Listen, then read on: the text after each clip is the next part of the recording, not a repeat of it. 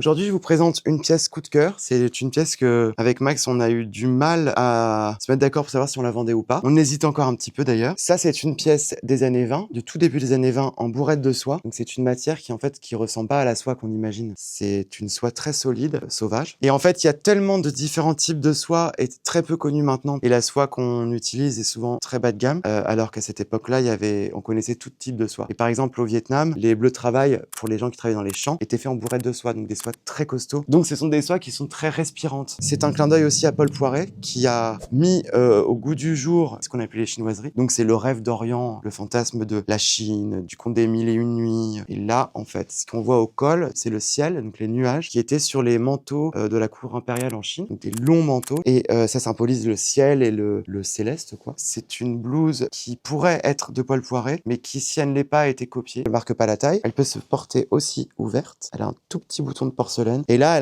je trouve qu'elle a un autre air un peu 60. Pour le coup, un peu Jane Birkin, un peu hippie chic, donc le terme de l'époque. Donc voilà, c'est une pièce que j'adore, qui est très inspirante. Très belle pièce de collection, dans des tons que je trouve parfaits. Donc c'est une blouse que vous pouvez venir voir au 13 rue Saint-Paul. Je vous dis à bientôt pour une autre vidéo.